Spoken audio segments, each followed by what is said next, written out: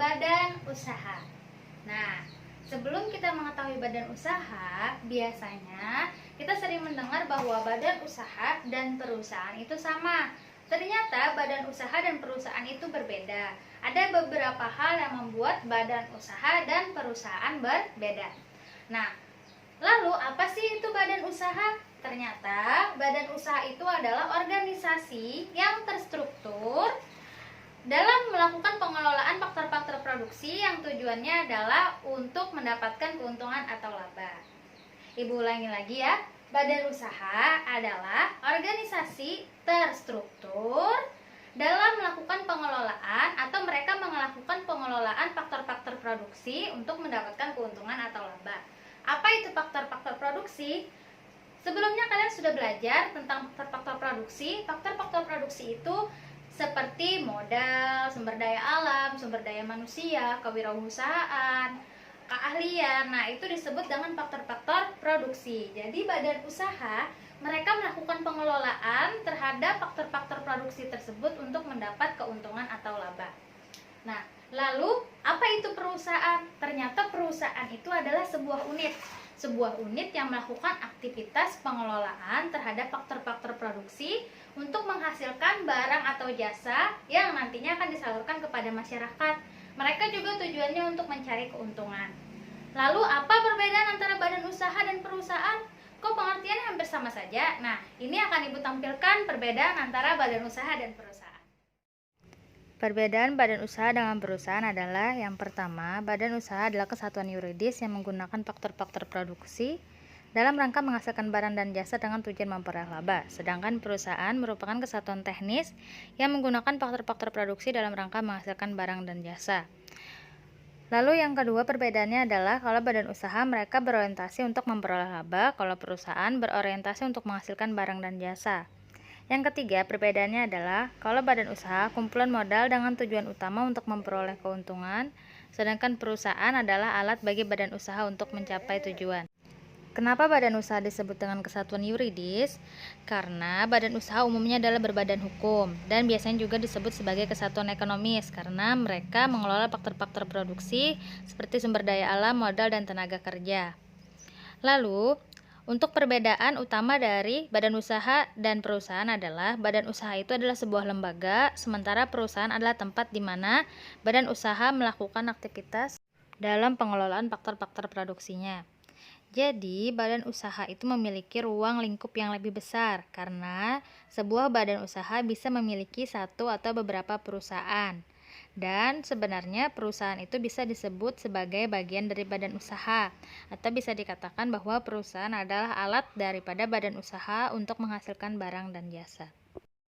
Nah, itu tadi adalah perbedaan antara badan usaha dengan perusahaan. Kalau kalian nanti masih ada yang ingin ditanyakan, bisa ditanyakan saja ya. Lalu badan usaha itu dibagi menjadi beberapa. Jadi ada badan usaha berdasarkan aktivitas yang dilakukan, ada badan usaha berdasarkan modal, lalu ada badan usaha berdasarkan wilayah. Kalau badan usaha berdasarkan aktivitasnya, itu yang pertama ada badan usaha ekstraktif. Jadi badan usaha ekstraktif ini mereka melakukan pengelolaan terhadap bahan-bahan yang terkandung di dalam bumi. Nah, lalu kalau badan usaha agraris ini mereka melakukan pengelolaan terhadap sumber-sumber alam itu seperti pertanian, perikanan, dan perkebunan. Lalu ada badan usaha industri. Badan usaha industri ini mereka melakukan kegiatan industri atau kegiatan menghasilkan barang. Menghasilkannya dari barang yang mentah, mereka buat, mereka produksi menjadi barang setengah jadi maupun barang jadi yang nantinya akan disalurkan kepada masyarakat atau dijual kepada masyarakat. Barang-barang yang mereka produksi itu adalah biasanya barang-barang yang memang dibutuhkan oleh masyarakat. Lalu yang keempat, tadi kan ada ekstraktif, agraris, industri, lalu ada perdagangan. Kalau badan usaha perdagangan ini mereka memberi barang yang sudah jadi dari suatu tempat, lalu mereka jual lagi ke tempat yang lain, tentu dengan harga yang berbeda untuk mendapatkan keuntungan. Nah, biasanya juga barang yang mereka beli itu pasti barang yang dibutuhkan oleh masyarakat. Lalu yang terakhir ada badan usaha jasa. Kalau badan usaha jasa ini mereka mengelola semua kegiatan yang memberikan pelayanan jasa kepada masyarakat atau kepada konsumen. Nah, itu tadi jenis-jenis badan usaha yang dikelompokkan berdasarkan aktivitasnya. Ingat, yang pertama ada ekstraktif, ada agraris, lalu ada industri, ada perdagangan, dan ada badan usaha jasa. Oke, lalu badan usaha berdasarkan modal. Kalau badan usaha berdasarkan modal, itu mereka dibagi menjadi 3. Ada yang pertama itu badan usaha milik negara atau biasa disingkat dengan BUMN. Yang kedua ada badan usaha milik swasta atau BUMS, lalu ada badan usaha milik daerah atau BUMD. Nah, berikut akan Ibu tampilkan apa saja yang termasuk dari badan usaha milik negara, badan usaha milik swasta, dan badan usaha milik daerah. Jadi yang termasuk BUMN atau badan usaha milik negara antara lain adalah perusahaan umum atau perum, perusahaan perseroan atau persero, perusahaan jawatan atau perjan. Lalu yang termasuk BUMS atau badan usaha milik swasta yang pertama adalah firma atau PA, perusahaan komanditer atau CP, perseroan terbatas atau PT, dan yayasan. Lalu untuk BUMD itu adalah badan usaha yang modalnya dimiliki oleh daerah dan yang memiliki wewenang adalah pemerintah daerah. Contohnya seperti BPR atau Bank Pengkreditan Rakyat. Lalu ternyata juga ada yang namanya badan usaha campuran. Nah, badan usaha campuran ini modalnya dibagi 2 antara pemerintah dan pihak swasta. Lalu selain itu ada juga koperasi. Koperasi ini adalah badan usaha yang anggotanya beranggotakan orang-orang atau badan hukum dengan berlandaskan asas kekeluargaan.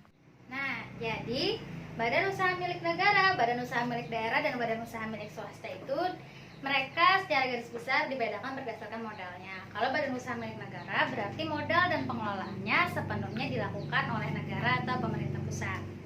Lalu kalau badan usaha milik swasta itu modal dan pengelolaannya dilakukan oleh swasta atau masyarakat. Kalau misalnya badan usaha milik daerah itu juga dilakukan pengelolaan dan modalnya berasal dari pemerintah, tapi pemerintah daerah. Oke, itu untuk yang berdasarkan modal. Lalu yang terakhir itu badan usaha dibedakan berdasarkan wilayah. Kalau berdasarkan wilayah itu dibagi menjadi 2. Ada yang badan usaha yang penanaman modalnya dalam negeri, ada yang badan usaha penanaman modal asing. Kalau yang penanaman modal dalam negeri ini maksudnya adalah badan usaha seluruhnya modal, pengelolaan, kegiatan itu mereka dilakukan di dalam negeri dan modalnya pun berasal dari orang di dalam negeri. Kalaupun ada orang di luar negeri, mereka hanya melakukan investasi tapi bukan memiliki secara penuh perusahaan. Lalu kalau badan usaha yang penanaman modalnya itu dari luar negeri, itu mereka badan usahanya, penanaman modalnya dan pengelolaannya itu mungkin saja dilakukan di luar negeri atau dilakukan oleh orang di luar negeri, tetapi badan usahanya tempatnya itu ada di negara kita atau di Indonesia. Jadi mereka modalnya dari luar, pengelolaannya bisa dilakukan dari luar, kepemimpinan dan kinerjanya dari luar, tetapi badan usahanya itu ada di dalam negara kita sendiri atau di dalam wilayah kita sendiri. Maka itu disebut dengan badan usaha yang penanaman modalnya modal asing. Oke? Itu tadi penjelasan secara singkat tentang badan usaha, dari pengertian, perbedaannya dengan perusahaan, lalu ada jenis-jenis badan usaha. Nanti kalau ada yang kalian rasa kalian masih belum mengerti atau kalau ada pertanyaan bisa kalian tanyakan di kolom komentar, juga bisa kalian tanyakan lewat WhatsApp pribadi Ibu. Oke? Nah, jadi itu tadi materi tentang badan usaha. Ini baru separoh, nanti separohnya lagi akan kita sambung di bagian kedua. Semoga apa yang Ibu sampaikan bisa kalian mengerti. Kalau misalnya Ibu ada salah-salah penyampaian atau ada yang menurut kalian kurang tepat, bisa kalian koreksi karena kita sama-sama belajar.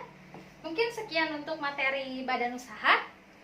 Sekali lagi, jangan lupa absensi ya. Absensinya nanti kalian kirim nama, kelas, dan bilang, Bu, saya sudah menonton video materi bab 3 bagian 1. Kalau sudah kalian bikin seperti itu, kalian kirim, bisa kalian kirim di kolom komentar atau kalian kirim lewat WhatsApp. Kalau kalian sudah mengirim itu, Ibu anggap kalian sudah menghadiri pembelajaran online di kelas Ibu. Nah, lalu untuk tugasnya itu kalian kerjakan latihan siswa.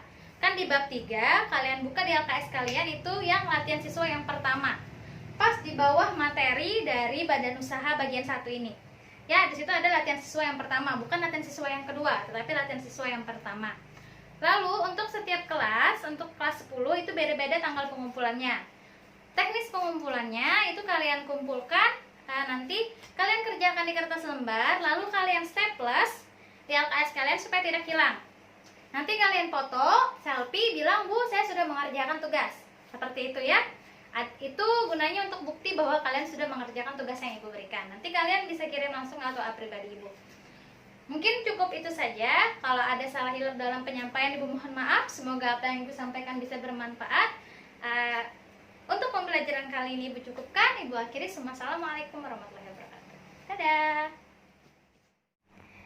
Jangan lupa ya, like, comment, and subscribe. Dan jangan lupa juga aktifkan lonceng notifikasi supaya kalau Ibu bikin video itu langsung muncul di akun YouTube kalian. Oke? Terima kasih. Wassalamualaikum warahmatullahi wabarakatuh. Nah, jadi itu tadi adalah badan-badan usaha yang termasuk di dalam BUMN, BUMD,